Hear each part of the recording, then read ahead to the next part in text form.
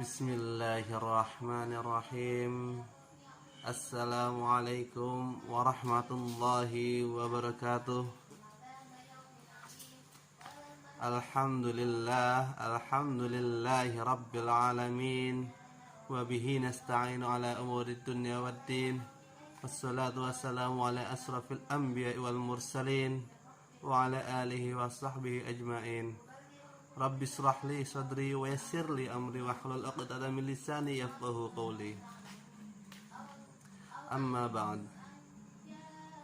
Alhamdulillah, pada kesempatan kali ini saya akan mengulas kembali materi yang telah disampaikan oleh Ustaz Ghazali Syahroni sebagai dosen pengampu Al-Islam Kemuhammadiyahan. Materi tersebut tentang prinsip-prinsip kemuhammadiyahan dan jelaskan apa dan maksud dari surat Al-Baqarah ayat 30 dan surah Az-Zariyat ayat 56. Baiklah, yang pertama saya akan menjelaskan tentang prinsip-prinsip kemuhammadiyahan. Adapun makna prinsip kemuhammadiyahan adalah makna tentang keyakinan dan cita-cita hidup Muhammadiyah. Yang dimaksud makna cita-cita dan keyakinan Muhammadiyah pada dasarnya merupakan suatu pusat ideologi bermuhammadiyah yang menggambarkan tentang hakikat Muhammadiyah, paham tentang Muhammadiyah dan misi Muhammadiyah dalam berkehidupan bangsa dan bernegara. Rumusan yang menggambarkan ideologi Muhammadiyah itu tentang hakikat Muhammadiyah tentunya harus dipahami oleh seluruh mahasiswa yang sudah dijelaskan pada pertemuan kemarin. Adapun pahaman Muhammadiyah memiliki dasar sendiri untuk memaparkan nilai-nilai aturan agama secara garis besar ataupun yang akan dilakukan oleh warga Muhammadiyah itu sendiri. Warga Muhammadiyah harus merujuk kepada majelis taharji yang ditetapkan oleh Muhammadiyah dan seluruh makna yang sudah diputuskan oleh majelis tarjih itu mengacu pada Al-Quran dan Al-Hadis yang sahih. Dan misi dengan lahirnya Muhammadiyah itu berharap dan berkeinginan menjadi bangsa yang baik dan menjadikan warga Muhammadiyah menjadi warga yang berintelektual. Sebagai warga Muhammadiyah, bahwasanya di dalam prinsip-prinsip Muhammadiyah memiliki beberapa komponen. Yang pertama yaitu Muhammadiyah adalah gerakan berbasis Islam, bercita-cita dan bekerja untuk terwujudnya masyarakat Islami yang sebenar-benarnya dan melaksanakan fungsi dan misi manusia sebagai hamba dan khalifah Allah di muka bumi. Dan yang kedua, bahwa Muhammadiyah berkeyakinan bahwa Islam adalah agama Allah yang diturunkan kepada Nabi besar Muhammad sallallahu alaihi wasallam melalui malaikatnya yaitu Jibril alaihissalam, dan menjadikan sebagai pedoman untuk bagi umat terdahulu dari Adam sampai hingga Nabi Muhammad sallallahu alaihi wasallam. Dan yang terakhir, mengamalkan sunnah Rasulullah dan Al-Hadis. Maksudnya itu mengamalkan apa yang dilakukan Rasulullah dan apa yang terdapat dalam Al-Quran. Dan yang kedua, baiklah saya akan menjelaskan apa dan maksud dari surat Al-Baqarah ayat 30 dan surah Az-Zariyat ayat 56. A'udzu billahi minasyaitonir rajim. Bismillahirrahmanirrahim.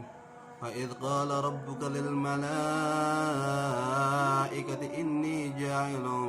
الأرض خليفة قالوا أتجعل فيها من يفسد فيها ويسفك الدماء ونحن نسبح بحمدك ونقدس لك قال إني أعلم ما لا تعلمون, yang artinya, ingatlah ketika Tuhanmu berfirman kepada para malaikat, sesungguhnya aku hendak menjadikan seorang khalifah di muka bumi.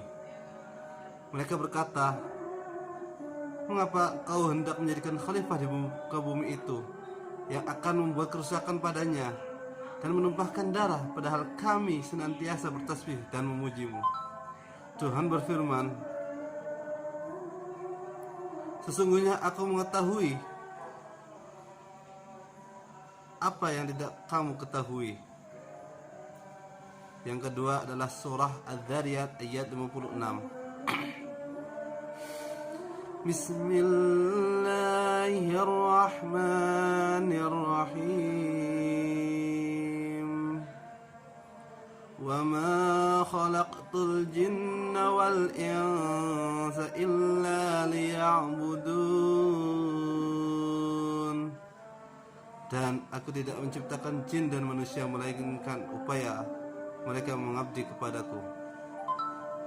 Jadi dari surah Al-Baqarah ayat 30 menjelaskan bahwa manusia adalah khalifah di muka bumi, seorang pemimpin di muka bumi. Namun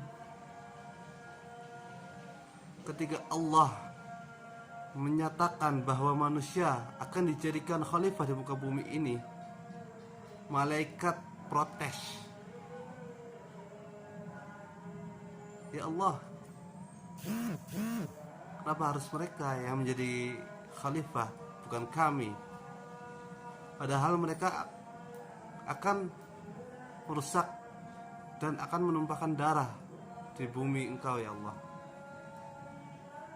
Allah pun menjawab, aku lebih tahu darimu. Pada ayat tersebut sudah jelas,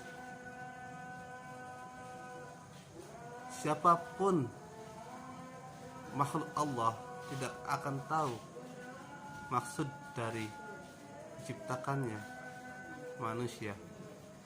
Dan pada surat yang kedua, yaitu Az-Zariyat, menjelaskan